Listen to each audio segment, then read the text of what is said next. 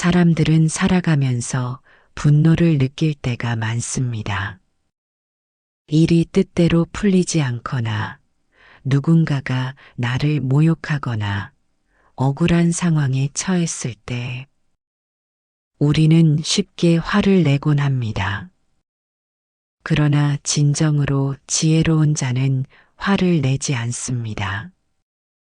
분노는 결국 우리 자신을 해치고 상황을 더 악화시킬 뿐이기 때문입니다.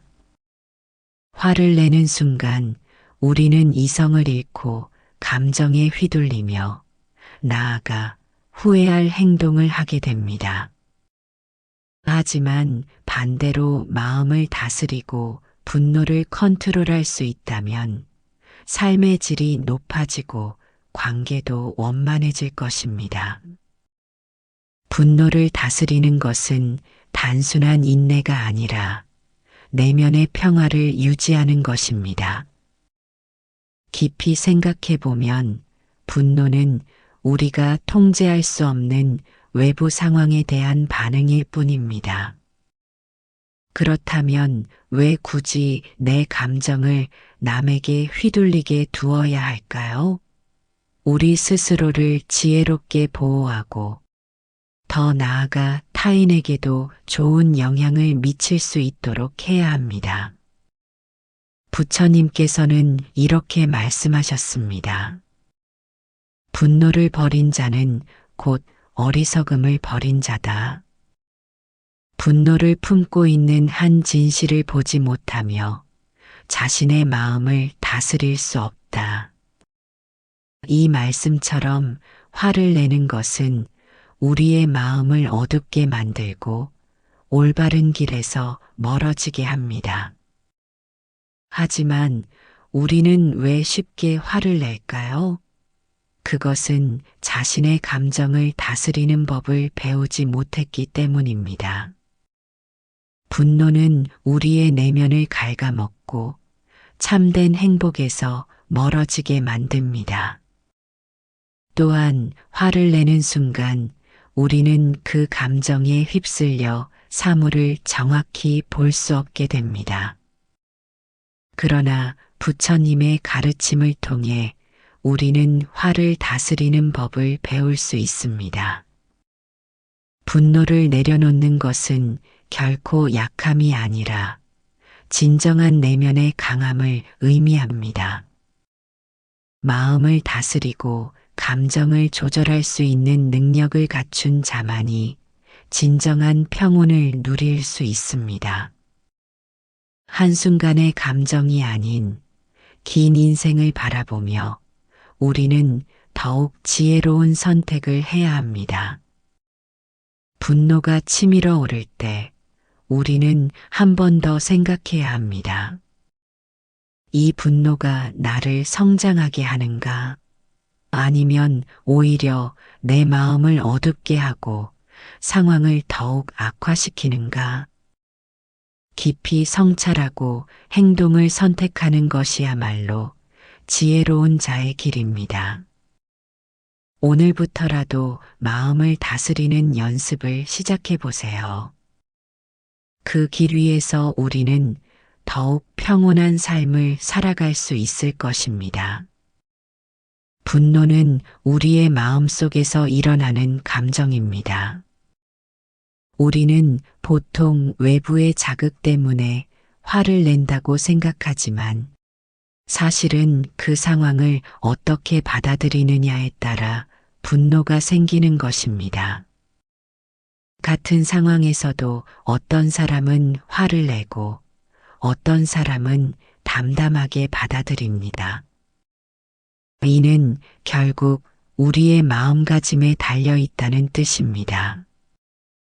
분노는 순간적으로 우리를 강하게 만들고 상대방에게 강한 인상을 남길 것 같지만 사실은 그렇지 않습니다. 분노는 우리의 이성을 흐리게 만들고 후회할 말을 하게 만들며 관계를 깨뜨립니다. 또한 신체적으로도 좋지 않습니다. 분노할 때 우리 몸은 스트레스 호르몬을 분비하고 심장 박동이 빨라지며 면역력이 떨어집니다. 부처님께서는 이렇게 말씀하셨습니다. 분노를 품고 살아가는 것은 뜨거운 숯을 손에 쥐고 있는 것과 같다. 그것은 상대를 태우기 전에 나 자신을 먼저 태운다. 우리가 화를 내는 순간 그것이 나에게 미치는 영향을 먼저 생각해 봐야 합니다. 결국 화는 나 자신을 해치는 행위입니다. 화를 내면 우리는 후회할 말을 하거나 돌이킬 수 없는 행동을 하게 될 수도 있습니다. 그러므로 화를 다스리는 능력은 삶을 현명하게 이끌어가는 중요한 자질입니다.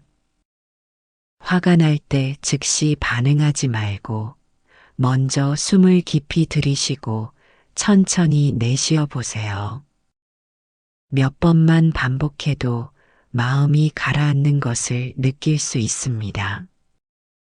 또한 순간의 감정이 아닌 장기적인 관점에서 상황을 바라보는 습관을 들이는 것이 중요합니다. 한 걸음 물러서서 상황을 객관적으로 바라보면 불필요한 분노를 내려놓는 것이 한결 쉬워질 것입니다. 내가 왜 화가 났는지 곰곰이 생각해 보세요. 화가 난 이유가 진정으로 중요한 것인지, 아니면 단순한 자존심 때문인지, 혹은 내 감정이 나를 조종하고 있는 것인지 살펴보아야 합니다. 화가 나는 순간 이 감정을 따르는 것이 내게 어떤 이득이 있을까? 라고 자문해 보는 것도 효과적입니다. 분노는 일시적인 감정일 뿐이며 결국 내가 조절할 수 있는 것입니다. 우리는 보통 상대방이 나에게 일부러 상처를 줬다고 생각하지만 사실 상대방도 실수할 수 있고 상황이 그렇게 만든 것일 수도 있습니다. 상대방의 행동이 나를 공격하려는 의도가 아닐 가능성을 고려하는 것도 분노를 다스리는 좋은 방법입니다. 나 자신이 다른 사람을 오해할 수도 있음을 인정하고 상대방의 입장에서 한 번 더 생각해 보면 화를 내려놓기가 훨씬 쉬워질 것입니다. 이해와 공감이 깊어질수록 우리는 더욱 평온한 마음으로 세상을 바라볼 수 있습니다. 부처님께서는 다음과 같이 말씀하셨습니다. 상대의 말과 행동에 흔들리는 것은 곧 바람에 흔들리는 갈대와 같다. 지혜로운 자는 바람이 불어도 흔들리지 않는다. 다른 사람의 말과 행동이 나를 휘두르게 해서는 안 됩니다. 오히려 내가 그것을 어떻게 받아들일 것인지가 더 중요합니다. 누군가의 말 한마디, 행동 하나에 감정이 흔들린다면 그것은 내 안의 중심이 아직 단단하지 않다는 의미일 수 있습니다. 지혜로운 자는 자신의 내면을 굳건히 하고 외부의 상황에 휘둘리지 않는 법을 배웁니다. 상대방이 나에게 잘못을 했을지라도 그 사람도 결국은 불완전한 존재입니다. 나와 같은 인간이며 실수를 할 수밖에 없는 존재입니다. 그 사실을 이해하고 상대를 용서할 수 있는 마음을 가지면 분노는 자연스럽게 사라집니다. 용서는 단순히 상대를 위한 것이 아니라 나 자신을 자유롭게 하는 행위이기도 합니다. 과거의 감정에 얽매여 있는 것은 스스로를 옭아매는 것과 같습니다. 더 나아가 우리는 상대방의 말과 행동이 단순히 순간적인 실수인지 아니면 그 사람의 본질적인 성향인지도 구별할 줄 알아야 합니다. 때로는 단순한 오해나 피곤함이 불필요한 갈등을 일으키기도 합니다. 상대방을 있는 그대로 바라보고 그가 왜 그런 행동을 했는지를 이해하려 노력한다면 우리의 분노도 한층 가라앉을 것입니다. 지혜로운 자는 감정을 조절할 줄 아는 사람이며 내면의 평화를 유지하는 사람입니다. 어떤 상황에서도 흔들리지 않는 마음을 기르는 것은 우리 삶을 더욱 평온하고 조화롭게 만들어줄 것입니다. 부처님께서는 이렇게 말씀하셨습니다. 악을 악으로 갚으면 끝없이 악이 이어질 뿐이다. 하지만 선으로 악을 갚으면 거기서 악은 멈춘다. 상대가 나에게 잘못을 했다고 해서 똑같이 대응할 필요는 없습니다. 오히려 선한 마음을 가지면 상대도 변화할 수 있습니다. 상대의 실수를 용서하고 선한 길로 인도하는 것이야말로 진정한 지혜로운 행위입니다. 선으로 악을 갚는 것은 쉬운 일이 아니지만 그것이 결국 자신에게도 평온을 가져다 줍니다. 분노를 내려놓으면 마음이 평온해집니다. 쓸데없는 감정 소모를 하지 않고 진정으로 중요한 일에 집중할 수 있습니다. 또한 인간관계도 더욱 원만해지고 상대방과의 신뢰도 깊어집니다. 우리가 악을 악으로 갚으면 갈등은 지속되지만 용서와 자비로 응하면 그 관계는 긍정적인 방향으로 변화할 수 있습니다. 결국 분노를 버리는 것이 나 자신에게도 가장 큰 이익이 됩니다. 진정한 강함은 상대를 제압하는 것이 아니라 분노를 다스릴 수 있는 내면의 힘을 기르는 것입니다. 용서는 나약함이 아니라 가장 위대한 승리입니다. 용서할 때 우리는 더 큰 자유를 얻게 되며 우리의 삶도 한층 밝아질 것입니다.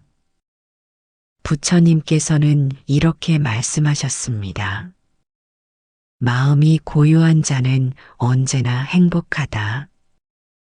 분노와 욕심에서 벗어나면 그 자체가 해탈이다. 우리는 살아가면서 수많은 갈등과 어려움을 겪습니다. 하지만 그때마다 화를 내기보다는 한 걸음 물러서서 상황을 바라보고 자비와 지혜로 대처하는 것이 더 나은 길입니다. 오늘부터라도 화가 날 때 잠시 멈춰보세요.